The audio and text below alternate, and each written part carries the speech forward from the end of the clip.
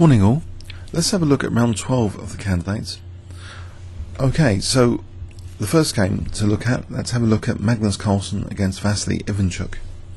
So Magnus playing white, kicked off with e4, and Vasily chose the Sicilian defence. After knight f3, knight c6, inviting a repeat of bishop b5, which, so players are testing this anti-Sveshnikov system, but Magnus actually avoids this entirely by playing actually knight c3. He can still play d4, and it'll be interesting to see what variation is going to emerge now. Black actually plays e6, and now we see d4, so transposing into an open Sicilian, and queen c7 now from Vasily. Okay, so queen c7 has its particular nuances. It's a Sicilian Taimanov, this system, I believe. So after the great player Mark Taimanov, who was also a pianist, by the way, a great pianist. So bishop e3 was played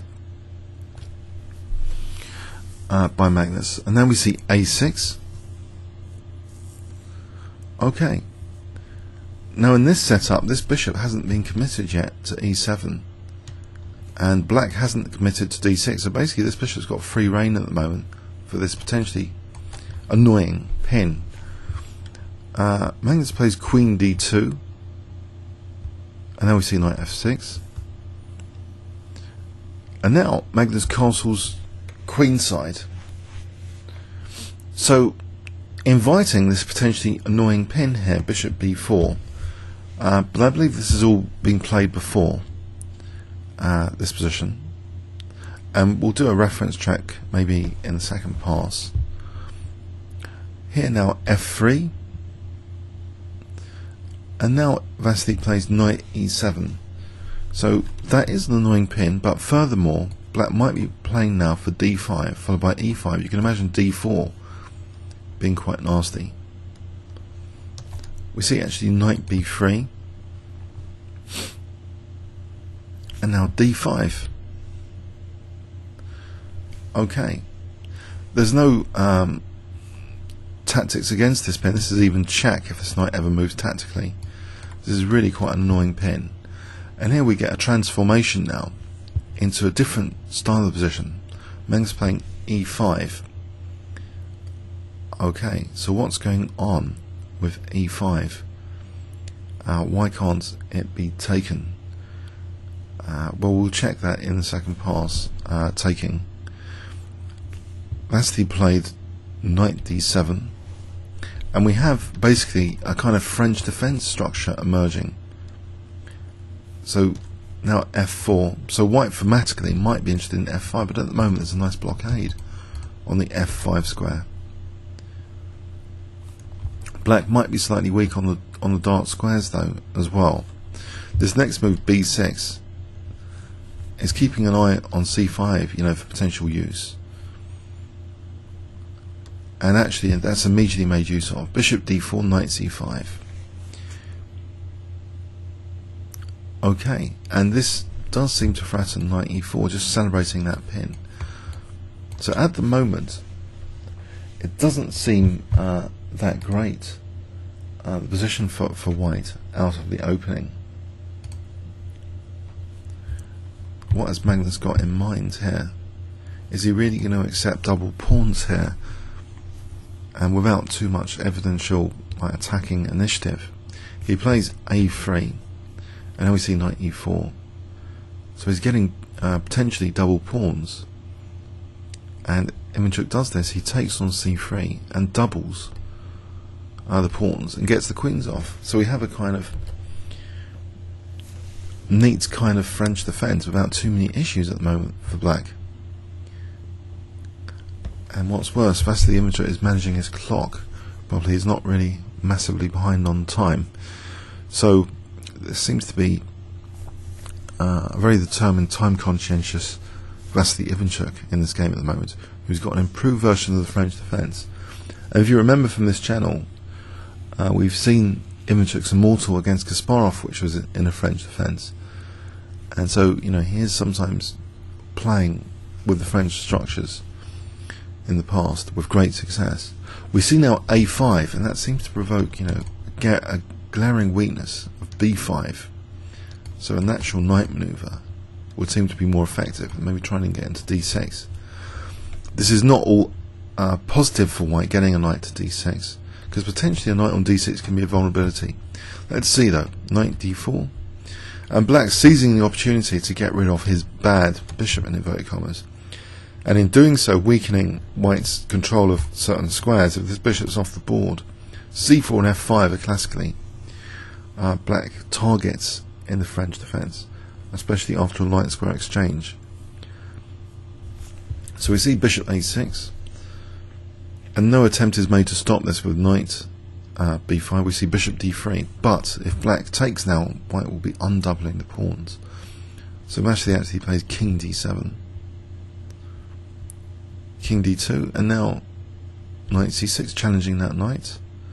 On d4,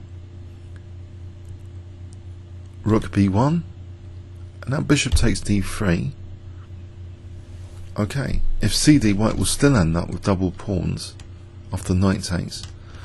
We see actually king takes d3, rook ab8. So a very simplified position. But black seems to have equalised, really. Does this, so the question now becomes, does this knight manoeuvre to d6 carry much weight? Knight b5 is played, but in this position a very energetic move from Vasily Ivanchuk is played here. g5, trying to undermine white's centre and use the g file. So black seems to have some play here. g3, rook hg8, some potential targets, and a rook infiltration on the 7th rank might be unpleasant. Here Magnus actually undoubles his pawns with c4, tries to undouble the pawns. Vasily takes on f4, takes, no, knight e7. Okay, Magnus challenges the rook on the g file. Vasily takes on c4 and plays knight d5. This is an impressive knight on d5 now. f4 slightly loose. Knight d6. Is it that dangerous? Is f7 threatened? Well, king c6, just ignoring that issue. For the moment, you know, f4 is threatened anyway. We see knight takes f7, knight takes f4. Okay, king b3, king c5. So what's happened here? White's got this slightly weakened pawn here, but surely there's an equivalent weakness here. But these pawns are more fragmented than these two. So black has a slight advantage actually. It's Magnus trying to equalise this position. The opening really didn't give him a dangerous attacking initiative or advantage, it seems. So knight g5, h6, check, king d4, knight f6. Simplification. Now taking here runs into knight d7 check, which will be unfortunate. Rook c8. Instead e5 is loose here. This looks loose. The king is very aggressive compared to Magnus's king. Rook e1, check, and now rook f3, threatening things like rook f2 and knight d3 check. Will be really annoying for white. Check, check, check, check, and now king c6, knight f6, knight g6 threatening, for example, knight takes e5 and rook takes f6,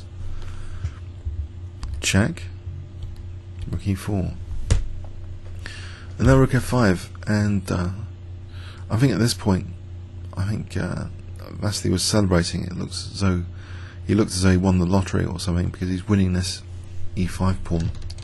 Apparently, that was one of the comments anyway during the live broadcast, that he's actually forcibly winning a pawn here now. For the moment, knight e8 though is played here, and okay, if knight takes, then knight d6 check, And also there's knight c7 to pick e6 if taking with the rook. So actually king c5 sidesteps knight c7. So is this pawn really falling off now? Knight c7. Well, here knight takes e5. Yes, because there's a cruel tactic now in this position. If white plays knight takes e6, then king d5 would be really embarrassing. Let's just put that on the board. And white's losing material. So he is actually forcibly winning a pawn here, finally. So knight takes e5 is played. Magnus can't take on e6, he's a pawn down. And struggling now. Rook h4, king d6. Check, a4.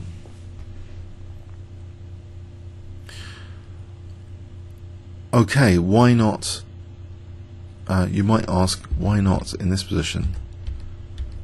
Taking on h6. That might allow, we'll check this in the second pass. Well, no, actually, maybe there's no need to, actually. Rook takes h6, I think I've just seen why. Can you see what black could do here? I believe it's just knight f7. So we're hitting the rook, and we're hitting the knight, and that's unfortunate. So the grind continues basically. Magnus is pawn down. He supports the knight, so really threatening the pawn now. This is move forward. Knight d4, rook g5. Rook e4, check. Now rook e5. Okay, what we see here is, from this position, a slow manoeuvring game for a moment. Rook d5. Mind you, threatening immediate mass simplification with knight f5. c4 getting rid of that. Rook g5, knight f3, rook c5, knight d2, rook f5, knight b3. Knight b7, this c5 square is important. Rook h3, king d6. King c3, knight c5. Now, simplifying the knights I got rid of because a4 is a massive target here. So knight takes c5, king takes c5, a miserable rook and pawn ending after all that. Rook e3, e5. Should it be possible for Magnus to draw this though? h4, king d6. Check, king e6. Rook g3, king f6. That prevents, among other things, rook g5. Rook d3, rook f4. h4 is now a target. Check. Exchange of prisoners there. c5. Magnus has a pass pawn, but he's losing now another pawn.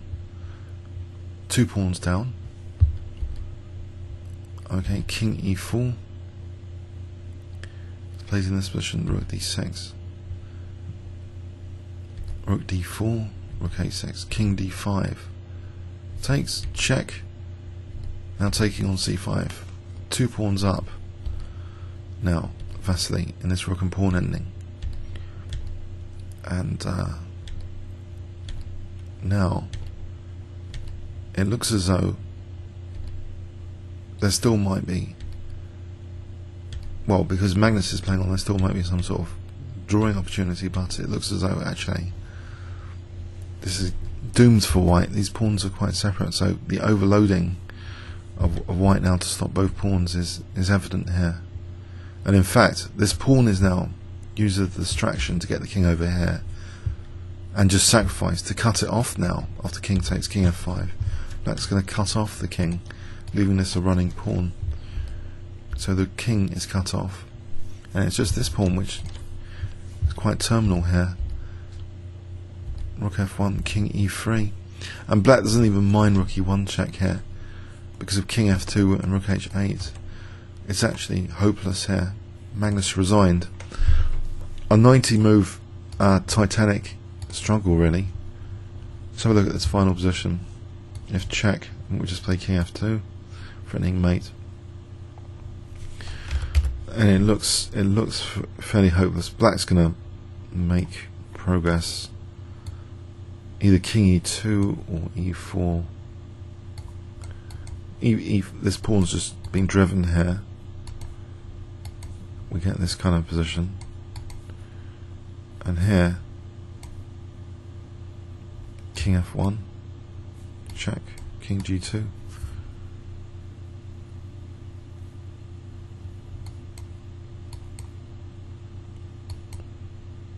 Oh, sorry, king e3 now, and this is just queening.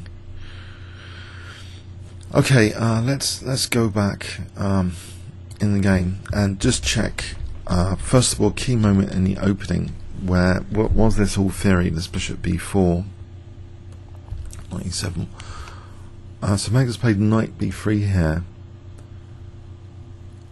In this position, the most popular move by far, with 116 games, is knight d4 to e2.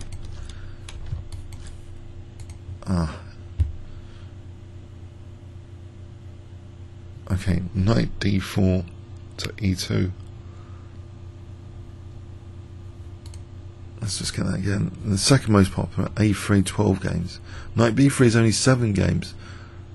Savchenko has played knight b3 before.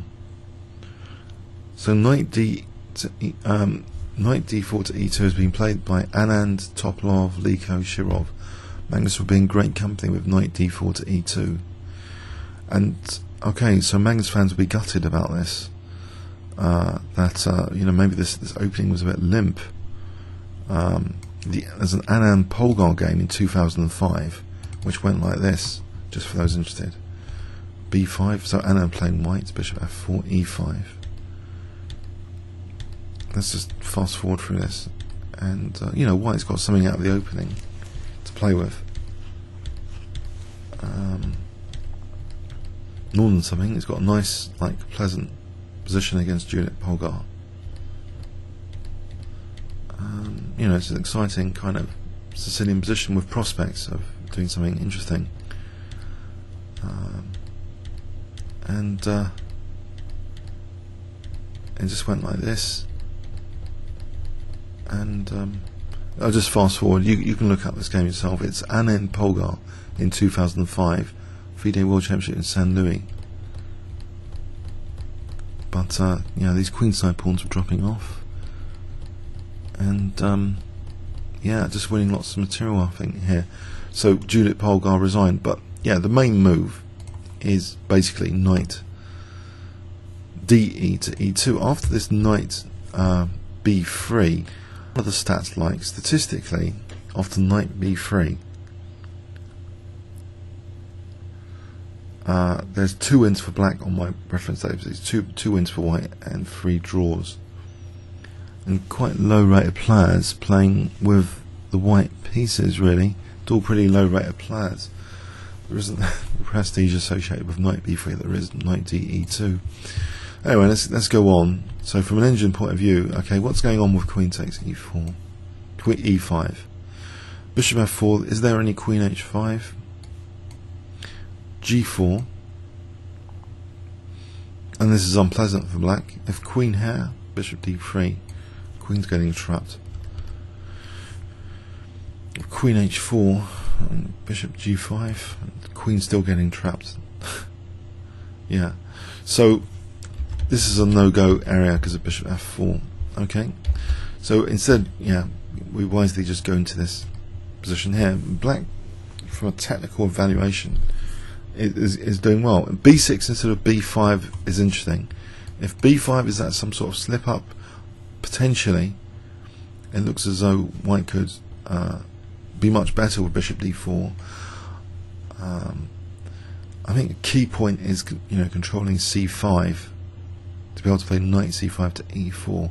For example, bishop d4 here, knight c5. Maybe we can just snap it off. We just snap it off. So in the game, you know, this wouldn't have been. This is not possible. And even for here, knight e4, nice tactic. And you know, white's doing wonderfully compared to the game. So b6 is quite cunning to sort of. He's just Vasily is just supporting this horrible maneuver from white's perspective. So knight c5, because if he takes now, it's just completely different. B takes, and this is very nice for black. Surely, black could even play c4 here apparently, and this sort of position is just horrendous. Yeah, visually horrendous anyway. Treble pawns. Okay, so knight c5. It's starting to be quite unpleasant for white. Knight e4 is apparently stronger technically than knight takes b3. That might give Magnus a c file later. So white's counterplay is kept to a minimum, doubling the pawns like this. Knight takes, get the queens off. So black's had a fantastic opening phase at move 18 basically. No problems. It's unfortunate. I think as players get tired in the tournament, their kind of relative weaknesses might be highlighted more. You know, for example, Aronian tactically starting to tactically blunder. You know, maybe there's a kind of caricature emerging of some weaknesses which maybe they didn't realise they had or haven't really been eradicated. But if there's any weakness of Magnus in this tournament which was displayed so far, it's sometimes getting not much out of the opening. So unfortunately that is reflected here, that white doesn't seem to have achieved anything at move 19 out of the opening. Black's just got a kind of favourable French defence type position. Didn't need to castle, just connecting rooks elegantly. And yeah, g5 is a major punch here. It's to undermine white's centre. It's really appropriate in this position. And it gives black, you know, full equality. So c4 might not be absolutely brilliant either, but you know, white's in a kind of difficult position. So we see c4 move 26.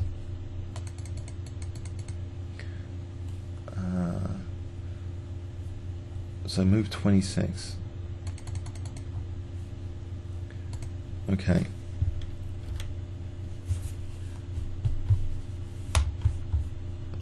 And you know, black is clearly is in the driving seat at the moment. This technically might not have been a brilliant move, maybe taking apparently and then rook g4. So anyway, black's, unfortunately for Magnus Carlsen fans, black's in the driving seat here. e5 is perhaps more of a liability, it seems, than e6 in this position. So rooks come off. There's a real battle about this e5 pawn now. Okay. So rook e4. Check. Check. Check. Now knight f6. We see knight g6. Check. Rook e4. Was that a slight issue? Was there some improvement? Rook c8. In the press conference after, kind of dejected, Magnus indicated he was not seeing, he was missing stuff more and more.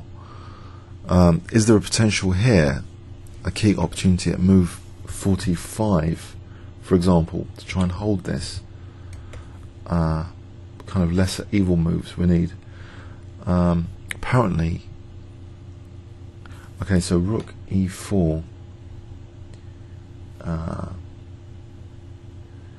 Well, there's other interesting attempts. Rook c8 apparently is one of the better moves.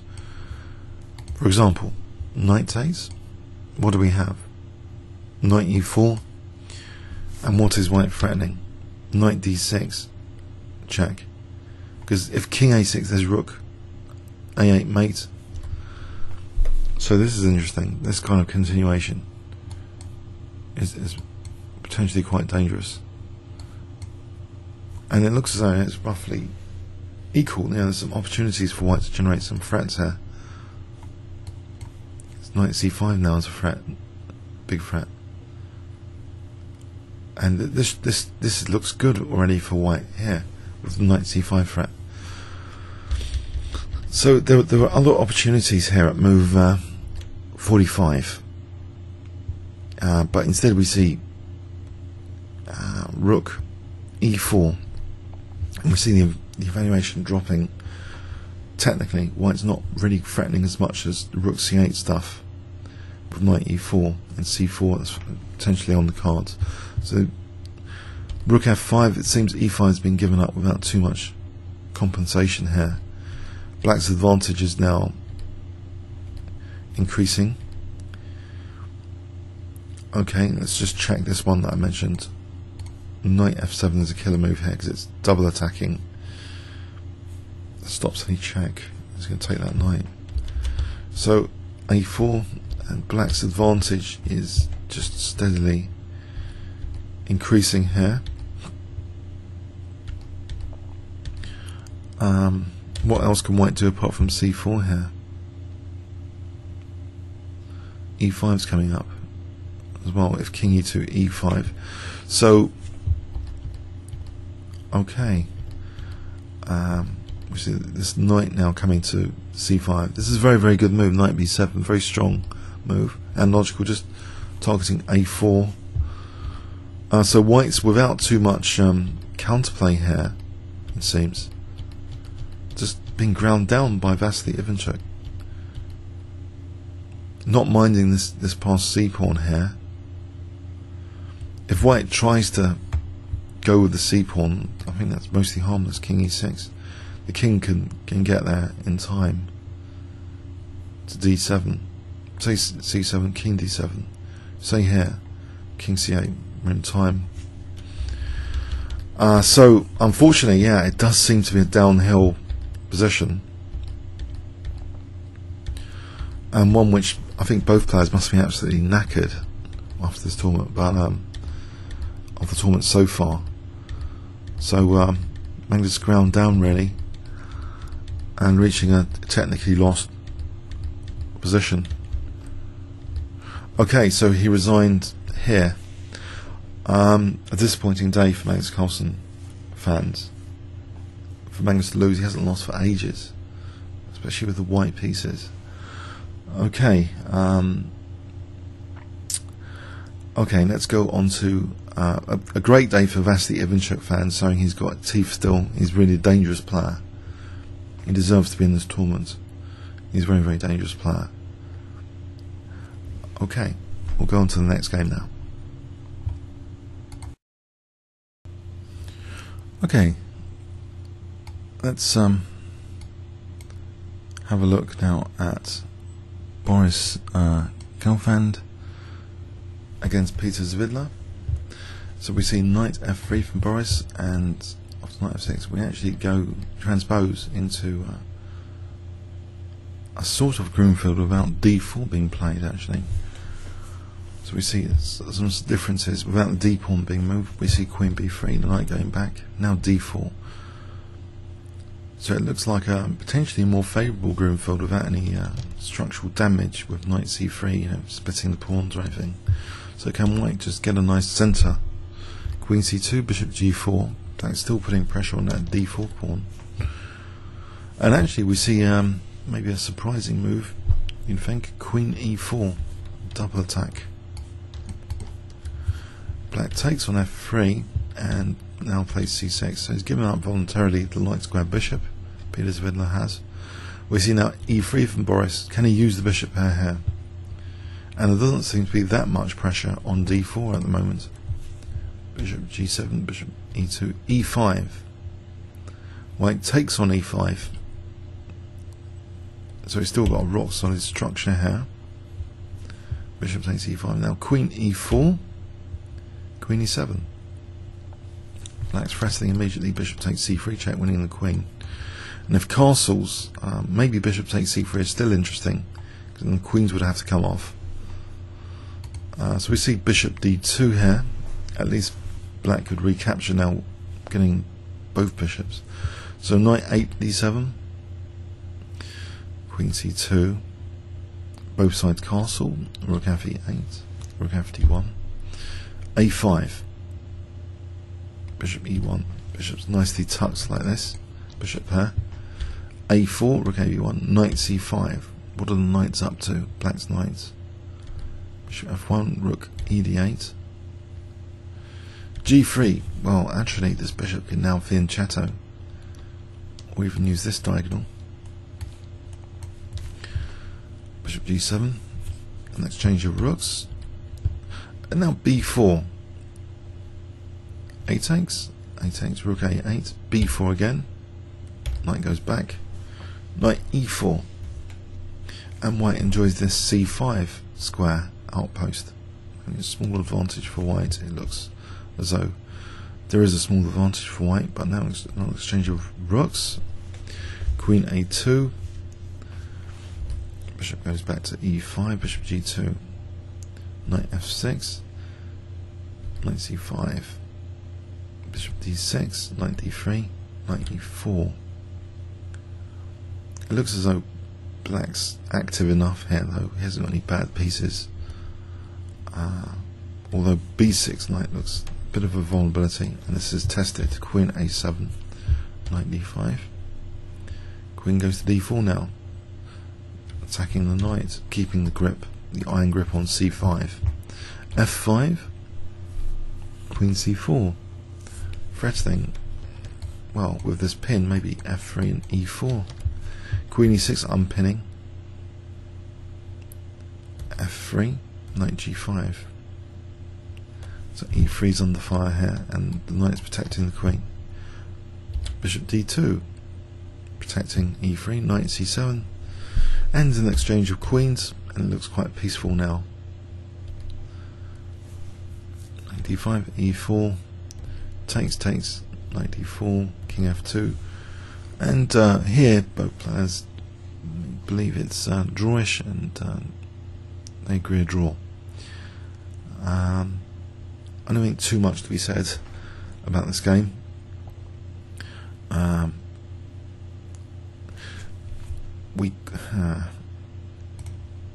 Let's just run it through anyway to see, did white have a small advantage?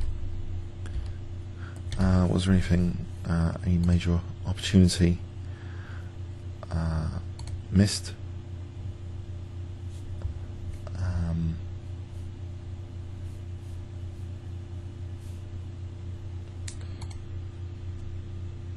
Okay, I mean d5 here is quite interesting to play d5 here, I think, because white's got kind of potentially an improved Grunfeld. The major move is just bishop g7 here, not d5. Bishop g7, 16,000 games. d5 is only 3,938. But Kasparov has played d5 here. He's in good hands. Peter's Vidler playing this. Morozevich, Ivanchuk have all played d5 here, regardless of white seemingly getting a sort of more comfortable version of the Grunfeld. Okay. Has all this been played before? This position. It's been. I've got 2 games with Queen e4 here. Dorfman has played this. The top exponent as white against Balinov in 2001. For those interested, so it went like this, with black taking on d4, because actually that knight's protecting the rook. So let's see. So this is an interesting gambit. So Balinov 2-4-3-8 is sacking the exchange there, and this ended with a win for white eventually. Just to fast forward this game, it's exchange up. So there's an idea anyway of sacking d4 here.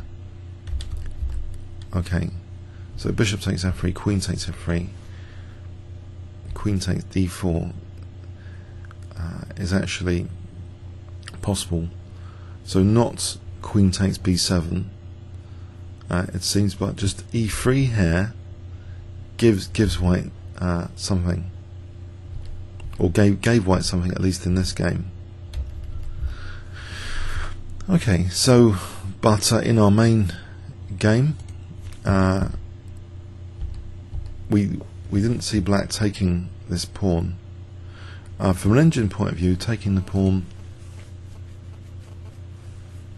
well, e3 and queen b7 are both okay from an engine point of view. There's depth anyway. So anyway, the pawn wasn't taken. It was just queen b7 was extinguished. So white having a small advantage, it seems, from an engine point of view. I think this is fairly disastrous if castling, or relative, or not. No, not really. There's nothing much there. Okay, so bishop d2, and it looks just about equal. The evaluation looks about equal all the way through. Get the rooks coming off. Okay, not the most exciting game ever played in the history of chess, I guess, but white's got a nagging edge here nevertheless with the bishop pair, in theory.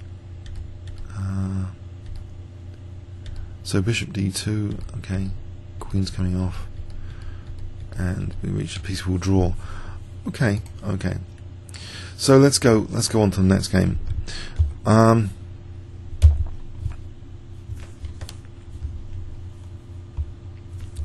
Okay.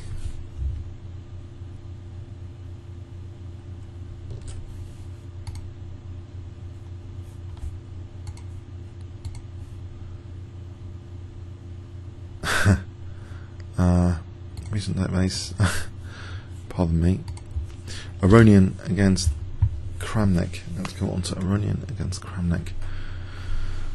Okay, so Levon playing white against Kramnik plays d4. Kramnik plays knight f6, and we see Nimzo, an invitation from Nimzo, but now sidesteps Queen's Indian territory. That's like Queen's Gambit decline transposition. And actually, after knight c3, we see Tarrasch strategy. Tarrasch. After Siegbert Tarrasch. Okay. White takes on d5. White takes d5. e3. Knight c6. Bishop d3. Bishop e7. a3. Black castles. Queen c2. Okay, is black concerned about h7? Not really here, he just takes on d4. White takes on d4, so isolated queen's pawn. And now, not g6 or retreating knight back, seems passive, but actually an aggressive looking f5. And you might think, well, the e5 square is weak, surely. The e5 square, well, white's doesn't seem in a great position to exploit e5 here. But let's see, can white build up later? After castles, bishop f6, it looks as though, actually, on the surface of things, Vladimir's got an active position here in exchange for this backward pawn. His position looks quite dangerous, pressure on d4. White takes on d5, queen takes d5. This bishop's a problem, of course, but it's dealt with now. Bishop e3, b5, energetically, not just b6 but b5. Queen e2 targeting b5. That's kind of ignored. Bishop b7. Well, d4's under fire potentially here. G2 implication as well. White has to be careful. Rook ac1, a6, because there's an idea that actually rook c5 has been introduced as well. Rook fd1, and now an interesting move again from Vladimir, surprising perhaps. f4. What's going on here? f4. Well, if bishop takes f4, knight takes d4 seems quite good. This battery on g2 seems pretty dangerous indeed. Okay, among other things. So white plays rook c5, queen d6, and now the idea of white is unveiled. Queen c2 to introducing bishop h7s and rook h5s, sacrificing a piece on e3. Wow, how things have livened up. Black accepts this Piece. Check. King h8. F takes e3. So white's still got on the cards things like rook h5. So knight e7. But instead of rook h5, we see the move e4. And we'll check this out in the second pass. e4, very interesting move.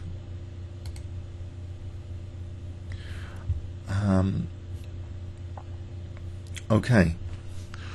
Is there a slight weakness of the last move with e4? What is actually going on here, in fact? Is Queen f4 would seem to exploit the weakness of the last move, and that's something I think we should make a note of to check Queen f4 in this position, if it's doing anything to help black. And what about these like numerous threats now? We see rook ac8, just pinning down that rook to the queen, allowing e5. So what on earth is going on here? Vladimir is playing very sharply. His idea now is bishop takes e5, giving back a piece. It seems knight takes e5, rook takes c5, or not. He's still going to be a piece up because this bishop's going to be hanging.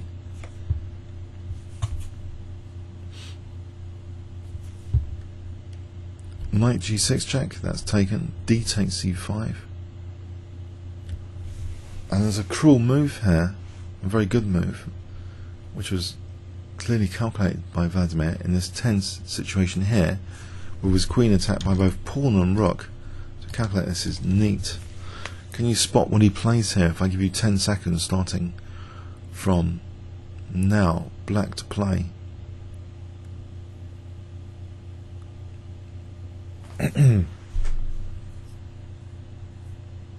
Vladimir plays bishop e4, attacking white's queen, using the overload of the queen, protecting d1. So we simplify now into a position where black is a piece up for some pawns. So what's going on here? Bishop d3, h4, a5, c6, check, rook c1, rook e3, bishop b1, rook c3, trying to get behind the pawn, not minding the exchange of rooks. Usually you want to keep the rooks on, but has white got opportunities to do something in this position without the rooks on? So this is a very interesting decision here to get the rooks off. But what else is there? We'll need to check this in the second pass, but forcing the rooks off is an unusual strategy, usually. So white's king now, with the pawns on the dark squares, these pawns are not vulnerable to the bishop, and white's king can start marching, okay, aggressively. And what's going on? g4, f4, g5. This bishop isn't on the right colour for this a pawn, it should be noted. So if white can dissolve this pawn and get back, it should be drawable against that bishop, in theory. c8, giving up the pawn there for king d6, an even more aggressive king. So white can try and put pressure on b5 here, which he does. And now the bishop's overloaded because, you know, h6 if bishop c4. So white's picking up b5 and a4. So he's got two passed pawns over here. Now this is a critical moment with king f5, a very critical moment of this game. And I think we should check in detail this critical moment with this next move, g6 was played. Here,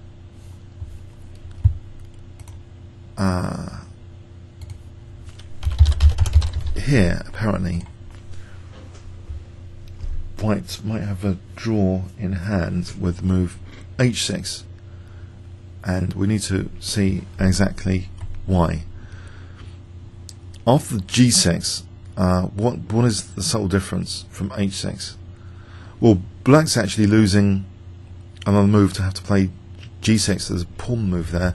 In this position, black's just moving his king is already going to be munching a pawn now on the very next move. So maybe one tempo is critical sometimes for these pawns to try and hold the balance or more for white. So here though, with both pawns snapping off quite quickly, the bishop has got d5 in this position to try and hold up the a pawn, and black's g pawn is also a menace, of course. So bishop d5. You might wonder, why didn't white here play c4 at move 54? I'm not entirely sure c4 helps. If we king e5,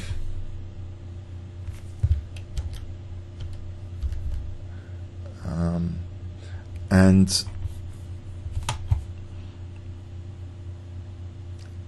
okay, we'll check that in the second pass here. In this position, the move c4 needs to be checked out as well. Let's just see the game. So a6, allowing bishop d5. Bishop goes back. King e5 now. g5, and the bishop is doing a valuable job here. Clearly, avoids being cut off then from c6, or forcing white to waste a little bit of time. And now bishop c6. And here, white resigned.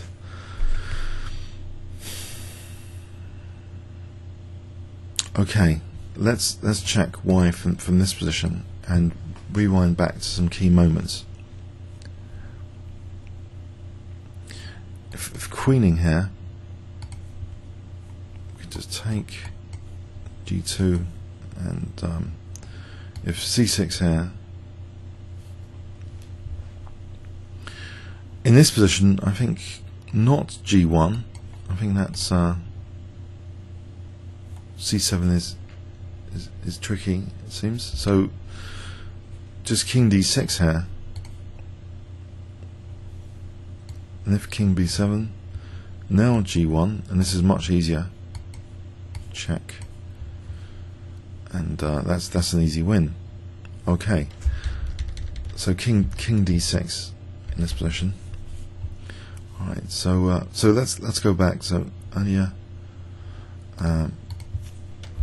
so after this bishop c6, this looks basically hopeless. If king c7, king d5. Okay, so this looks hopeless, this position. All right, let's go back. So there's interesting moments. Black seemed to play quite dynamically with this f5 concept, followed by b5. Okay, so f5 here, which is actually quite light by the engine f5. Now bishop f6. White taking on d5 is interesting. Maybe these other moves, bishop c4, bishop e3 even. So I don't know, taking on d5 is interesting. Okay, queen takes d5 because it seems to give black a pleasant looking position, but the queen is subject to harassment with a rook c5 maneuver. b5 doesn't help the c5 square. In fact, okay, let's go to the first kind of maybe questionable move from white. Really questionable move. So queen e2. It looks absolutely okay so far. Although rook AC1 here, can white actually take on B5? Is that crazy? Let's try F4, because white has bishop C4 here to dislodge this battery. Maybe can just force a draw if needed. So that's interesting. So maybe taking on B5 is if white wants to draw. Because what else does black have if he doesn't play F4? If he plays knight D4 here for this battery, well, we just take here, we just pin, and if that's protected, bishop Z4 out, skewering the queen. So bishop takes B5 seems to be on in this position. That's one thing I think to point out. Okay, the next opportunity, I think, what was it? Okay, so black's doing well here.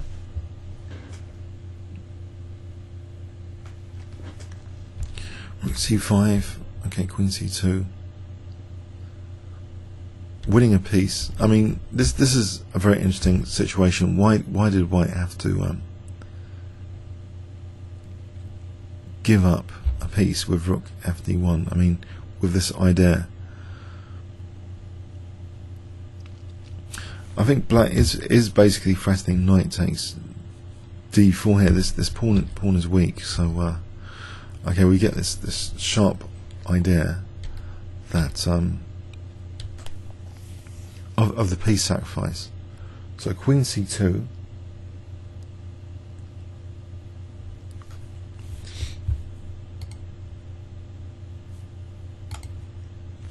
which might not be the best actually. Okay, let's, instead of Queen C2, what else is that? Bishop D2 here.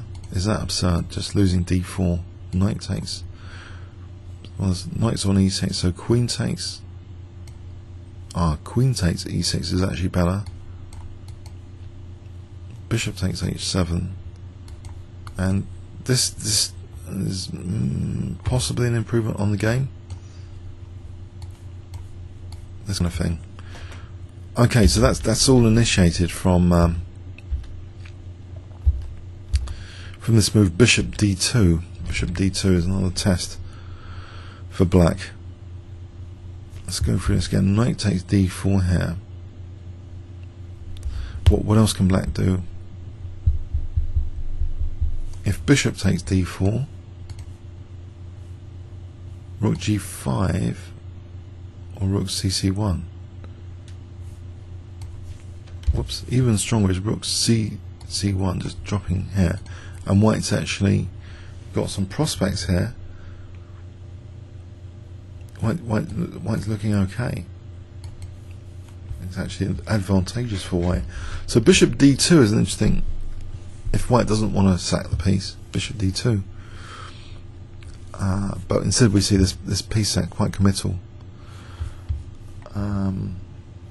So this is at move 18. We saw Queen C2, quite committal concept.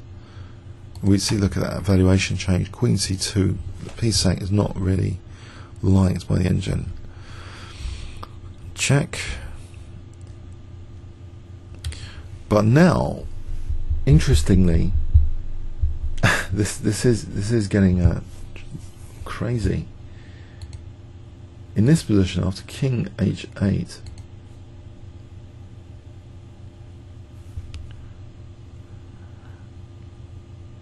okay, is Rook H5 to be tested? If Rook H5, Knight takes D4, and black's doing well, say check, takes, what is going on here? Rook A8 threatening Knight takes F3 now, Queen takes D1, Knight takes, Bishop takes, Bishop F3, check. Black's doing fine, isn't he? It looks to be black's doing very well. So let's go back. So, okay, F takes e3. Now, apparently, strongest is rook ac8, much stronger than knight e7. On rook ac8, what is actually black threatening? Well, just knight takes d4 here, because c5 is looser now. Say queen d3 now, knight e7 is an improvement, I think, on the game. In the game, when we saw knight e7 instead, it's here that it seems white's missed an opportunity because of this small inaccuracy to have played in this position rook h5. It looks stone dead draw. What is going on? Rook h5 at move 21. What is white actually threatening? White seems to be threatening bishop e4 check and just taking on b7. Okay. And if rook ac8 here, here's the difference. White seems to have things like knight e5 now. There'll be a perpetual check. For example, takes. Isn't there a perpetual check here? If white wants it. Perpetual check because the knight's covering f7. So knight e5 is interesting here, or even queen e2 is interesting. So if white wanted a draw, it seems rook h5 is helping to achieve that. What other moves can black think of here? So rook h5. If g6, we can take king g7. Now in this position, knight e5 is apparently strong. Apparently, because I don't know what's going on. Let's trust the engines here. Knight e5. What is the threat? Check, and then bishop f7 is apparently the threat. Okay. And if takes, d takes, this is better for white.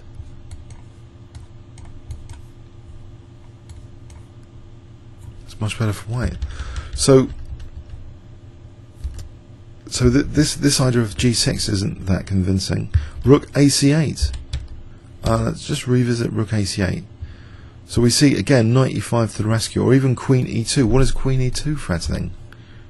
Just bishop e4 check is the major thing. So even this might be promising for white. This position here. See, because again f7 is cut off, so we can have a seesaw check. Now bishop h6, queen h3. Now threatening rook h6. Surely threatening rook h6. In this position, white's actually doing well with g4 apparently. Since white's actually doing well here in this variation. So this is a missed opportunity, it seems. That after knight e7, that seems to be an inaccuracy. And let's just, for the moment, see why is that such an inaccuracy. Knight e7, rook ac8. Why doesn't all this stuff kind of work here like we had before with rook h5 again? Hang on a sec. So let's go with rook h5 in this position. Knight takes d4, hits the queen.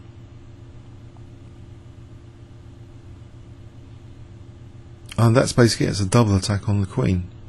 Maybe as simple as that. This is devastating for white. There's no time for rook h5. By black playing knight e7 here, there's time for rook h5. It's crazy, but it looks like in a previous video on this channel, if there's a slight weakness of the last move around king soft spots, I mentioned, well, you know, that's the time you can crudely go back into beginner's mode and just fling your resources around the squares of the opponent's king. And, you know, that seems like a move which, how many of us would play in a game, rook h5? And it's crazy. This is a really crazy moment of the game. Knight e7 inaccuracy. And instead of rook h5, you know, using best resources around squares the opponent's king. That is the strategy when I won the Lloyds Bank Junior in 1989. A key, basic, primitive strategy, king safety. This was the early kingscrusher. In real life tournaments, I went for squares around the opponent's king. What is wrong with rook h5 here? I mean, let's just check it to see if we've missed anything. What are the available defences? I'm putting 3 up here, 3 lines here. Bishop takes f3, g takes. What is white actually threatening though now? Queen c5, queen g2. These look kind of dangerous. Alright, so let's go with this. Queen g2. Why is this equalising? What is white threatening? White is now threatening the cheeky bishop g6 and rook h8 in this position. That's the threat. So if black's having to do something like g5, that starts to be nasty. If black doesn't do g5, we'll just show you this mating idea. We just mate like this, but this is squares around the opponent's king. If there's soft spots, then maybe we should trust that possibilities are generated if you start putting the resources around the opponent's king. There's a kind of, although it's primitive, basic, you know, king safety, but it's kind of optimism, which maybe sometimes the GMs, they lose. Maybe they become sometimes overly sophisticated, and these moves which are just simple, using squares around the opponent's king, are just underestimated. They don't have that optimism of us more beginner players, much weaker than these GMs by far. We would play this maybe rook h5, give it a punt, optimistically. But no, we see this highly sophisticated move instead, e4, which is just massive advantage for black actually. Technically, there's actually a weakness of the last move. With queen f4, why would queen f4 be so crushing for white? Let's see. If rook h5 now,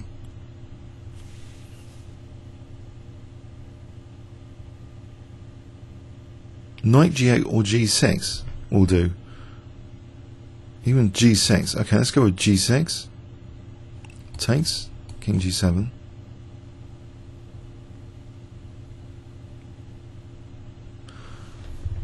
And it looks as though, well, if we go like this is just, we just take here. Bishop e4.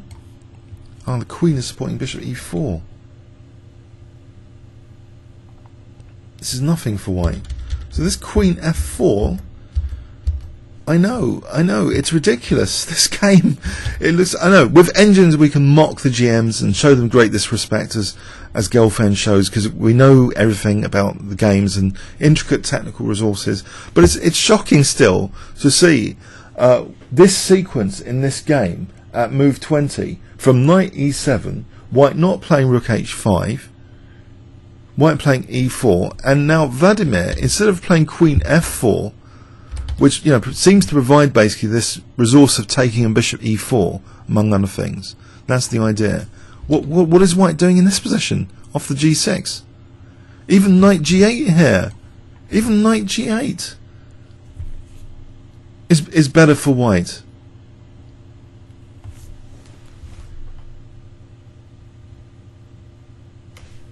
Check. You know, what are white's pieces doing now?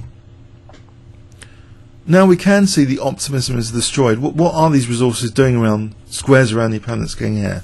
Nothing. Attack gone. So either g6 or knight g8.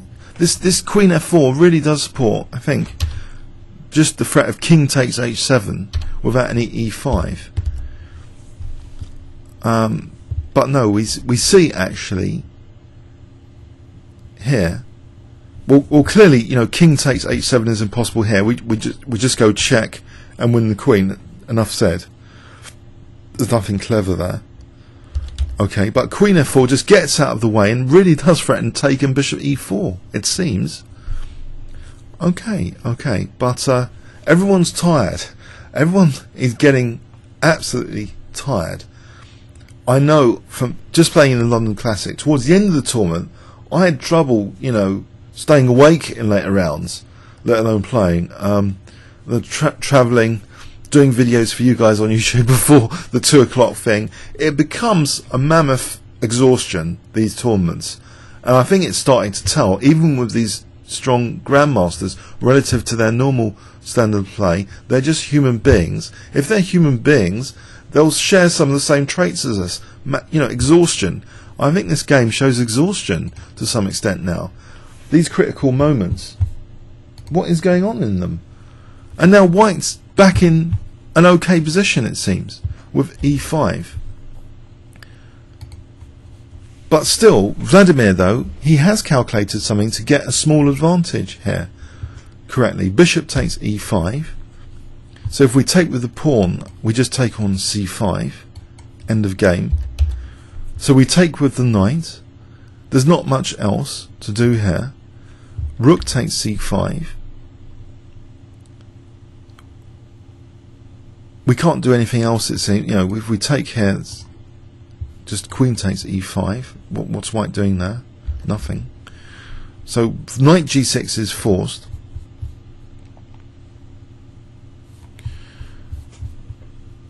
Okay. So knight g6. We have this situation now. So d takes c5. It is forced to attack the queen. Bishop e4 is forced. That's very good find. Bishop e4, very good calculation from Vladimir in this line. So maybe he just saw he'd be a piece up, and he wasn't convinced. So that's why Rook. This method of not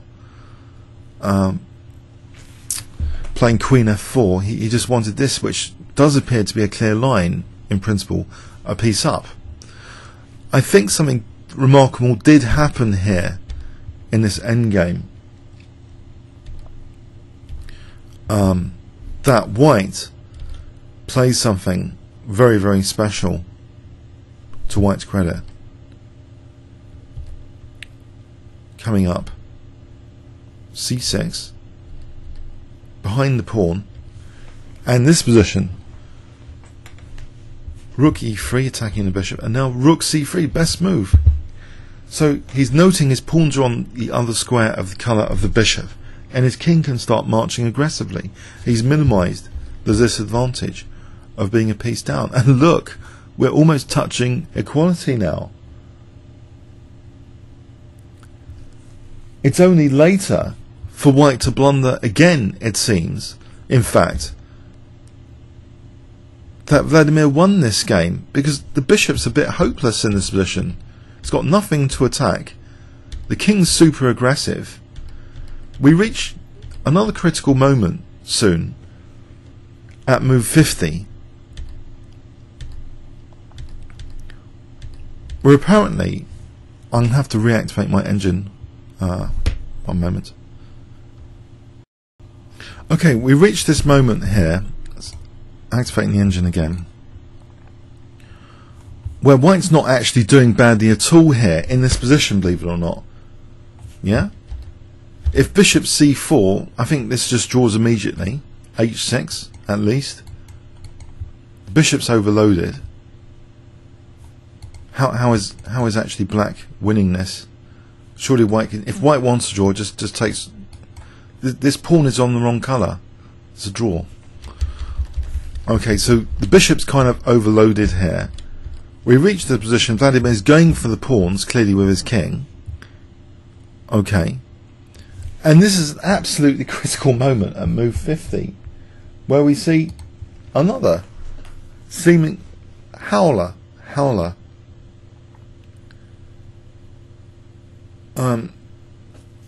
Which pawn? G or H pawn? Now, with H6, what is actually the subtle difference going on? G6, is this one tempo so critical? King B5, take. a4. Why is this different to the game? a5, a6, a7.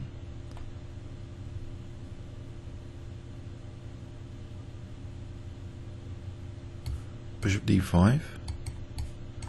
How is white drawing this? White is drawing this because it is significantly different. This pawn is queening, and that should be drawable. So why is that? White's gained a lot from playing h6 here, forcing another pawn move from black. In the game, you know, we see g6, and that throws away everything, it seems.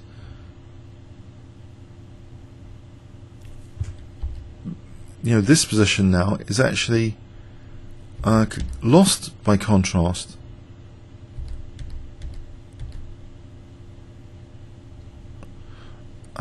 If we went well,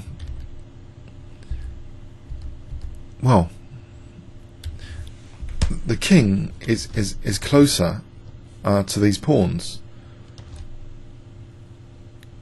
I mean, that's the key difference. The king on f6. If we contrast the positions there, so white can't really go in for this.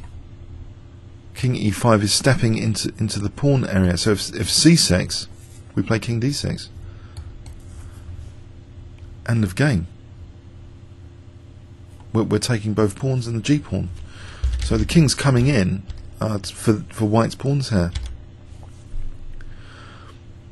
Question.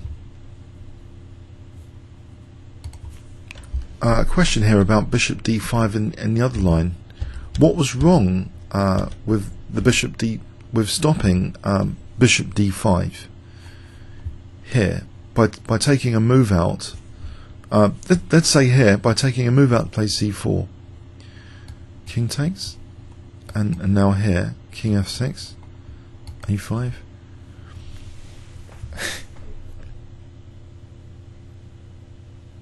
What is going on here with king e5?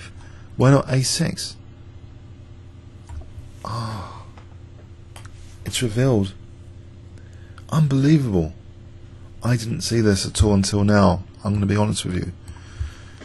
King d4. Isn't that nasty? The pawn's being knocked out, so bishop d5 is available. It's with check. How cruel. For example, like this.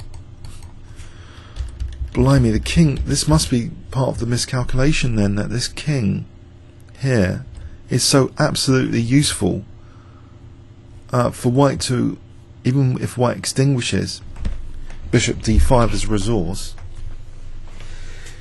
the king is coming to d4. It looks as though it was going over there just to stop the c pawn, but it's actually knocking out the c pawn in this variation. Ouch! So we can't play c4. That was really my question. What is going on here? Aren't these two pawns helping each other? But the black king is much more aggressive. I think this is the key thing. And I guess a lot of us are wondering, well, the engine says, you know, h6 is winning, but why? Why is h6 so much more powerful here than g6? We're not all endgame gurus. Each endgame has its own needs, has its own demands. I don't think it can be learned from books, like a lot of people on YouTube seem to think. Even for the strongest grandmasters in the world can get this wrong. There's particular nuances, tactical nuances in this position. And, you know, if you want proof of endings being so dynamic, why has John Nunn written a book called something like Tactical Endgames? Endgames can be dynamic, and it seems here this little nuance is all the difference. So h6 threatening to dissolve the pawns, g6 with the king over on this side of the board. It seems this whole plan of these two pawns works out a lot better without this king creating all these dynamic opportunities. Even in this simplified position, it's incredible.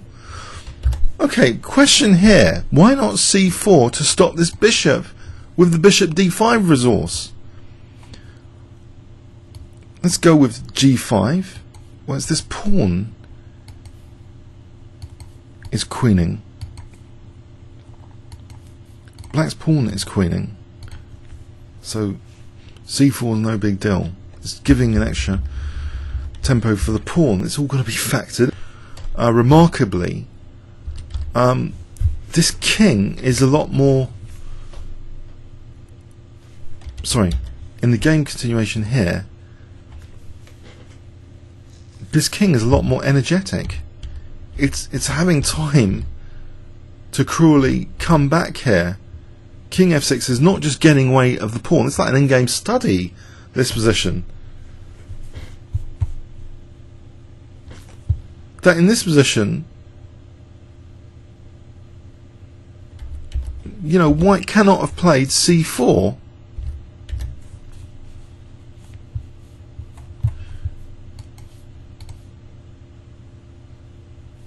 So king f6, a5. We have moved king e5. Forget the pawn, king e5. Just to knock this out and play bishop d5. This is incredible.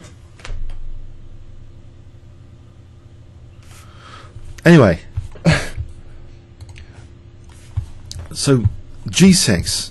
Okay, in the game we saw g6, and we get this position now where white's pawns are proven to be too slow, unless there's another blunder coming up.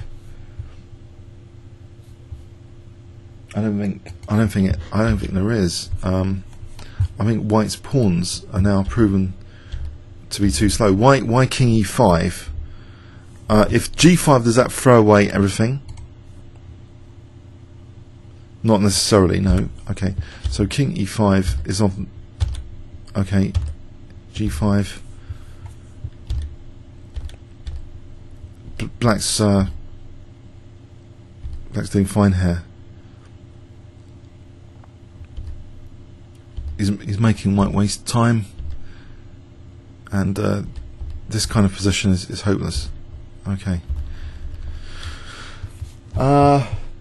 Right. Well, in the game we saw a6, bishop d5, move 54.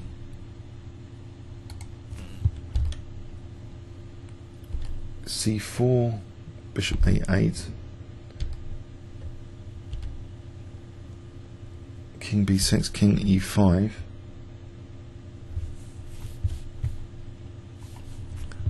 King c7, g5. King b8, bishop e4. King c7, g4. a7. c5.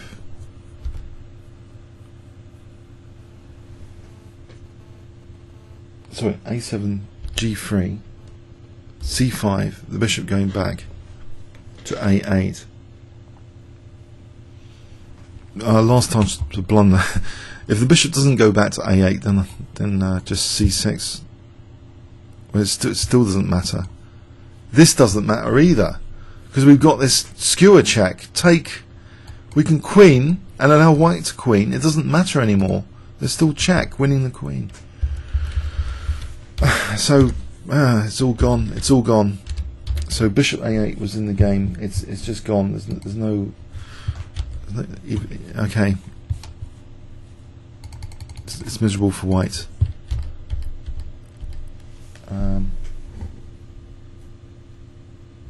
The last move was bishop c6 anyway. Oh, the last chance to go wrong I mentioned before is in this position after g2. Here, a vast improvement over queening is king d6. Okay, everyone's just human, everyone's getting knackered. There's some critical moments where, again, it's useful to switch into beginner mode. A lot of people crying out during the thing for rook h5, rook h5. It wasn't played. And also after this e4, there's queen f4. So there's an episode in this game, a remarkable episode, of knight e7. Instead of rook ac8, just tying the rook down to the queen. You know, the queen's a vulnerability on the c file, but we see knight e7 inviting rook h5. not only the invitation is rejected, we see white playing e4, which is an open invitation for queen f4 for taking and bishop e4. That's rejected in favour of rook ac8, which I guess to Vladimir was clear enough, absolutely crystal clear, that he's going to be a piece up. We have some ingenuity, absolute ingenuity from Levon, rewriting maybe some of the rules for endgames for this rook exchange here, because his king has got great prospects. It's only later that he blows it with this finesse that we see, that it seems, you know, h6 would have been saving him, not g6. And that's tied up with this amazing idea of the king in some variations coming up to d4 to knock out c4 to play bishop d5. This bishop to the rescue of this pawn. I don't know. Crazy stuff. Wow. But anyway, let's go on to the next game. I'll save this PGN just in case you're interested. So Rajabov against Grischuk. Okay. d4. Okay, we see a Nimzo engine. d5. White takes. Bishop g5.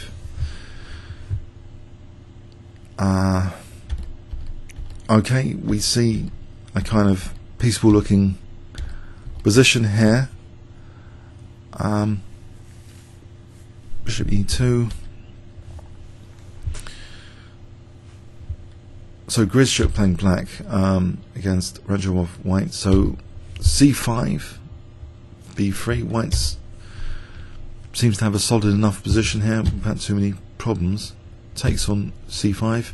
We have an isolated queen's pawn. Okay. Queen e5, knight c3. I'm not really saying too much about this game, am I?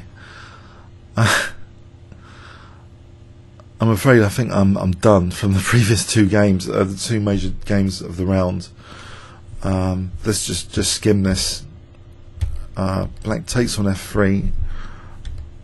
Okay. White's got this g file, and he's also playing on the isolated queen's pawn.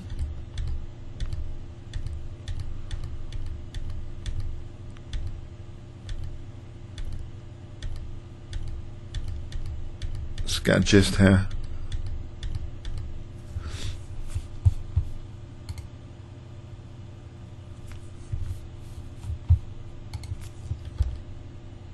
Okay, rook takes c3 here.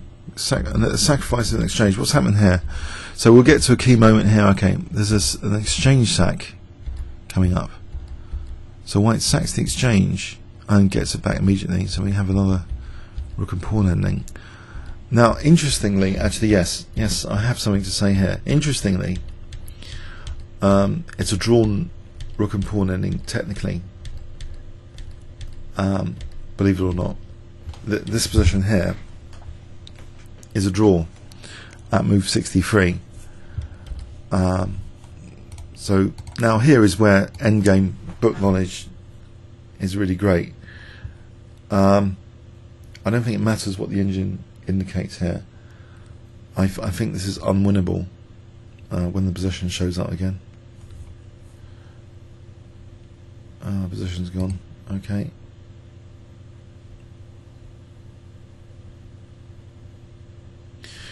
Okay, the engine is giving +1, but I suspect that this is difficult to win. Black's got enough here, if playing correctly, to draw this with that king on h5. Now this h pawn is too vulnerable. So here is an instructive, much simpler than the other one. And even this little track at the end, this little thing with h6 is a beautiful idea for a stalemate trick.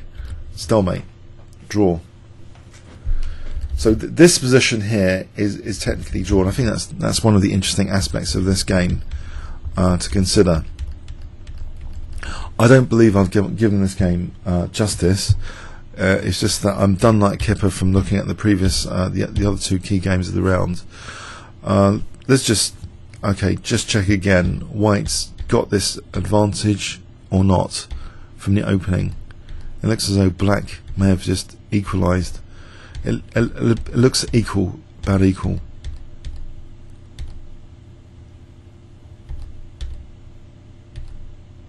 Isolate queen's pawn. Okay, so knight c3, is that one of the stronger moves? Yes. So Grischuk doing well to sort of equalise with black. It's got a nice position.